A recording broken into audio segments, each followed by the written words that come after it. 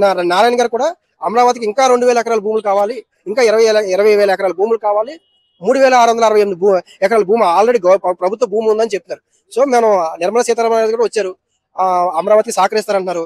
Banking వ్యవస్థ మొత్తం కూడా అమరావతిలో కూర్చోబెడుతున్నారు, తప్పులేదు. కానీ ఇంకా 20,000 ఎకరాలు అంటే చాలా మంది రైతుల్లో ఈ రోజుకి అసంతృప్తి ఉంది. సో అసంతృప్తి ఇంకా పెరిగే అవకాశం ఉంటుంది.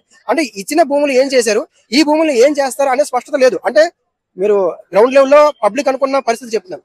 సో రాజధాని కోసం వీళ్ళు త్యాగం చేయడమే కాకుండా ఆ భూములు ఏం చేస్తారు అన్నది కూడా నెగిటివ్ గా స్ప్రెడ్ అయ్యే అవకాశం ఎక్కువ ఉంది. అక్కడ జరుగుతున్న అమరావతిలో పనులు చూసే చుట్టూ ఉన్న వాళ్ళు కూడా ఇస్తున్నారు అని అంటున్నారు సార్. మరి దాని గురించి మీరేమంటారు? పబ్లిక్ ఎక్కువ శాతం మాత్రం, రైతులు కూడా చాలా మంది ఏమన్నారంటే ఈ భూములు మేము ఇవ్వడానికి వాళ్ళకి ఇష్టం ఉండే కదా ఇచ్చారు, వాళ్ళకి ప్రభుత్వం మీద నమ్మకం ఉండే ఇచ్చారు. కానీ ఇంకా 20,000 భూములు అంటే ఇచ్చిన 20,000 భూములు మిగతా భూములు ఏం చేశారు అనేది వాళ్ళు కావాలని అడుగుతున్నారు. ఇంకా భూములు కావాలంటే ఈ యొక్క మొత్తం అమరావతి మొత్తం విజయవాడ గుంటూరు మొత్తాన్ని తీసేసుకోండి అని కూడా కొంతమంది రైతు సంఘాల నాయకులు అడుగుతున్నారు. సో ప్రభుత్వానికి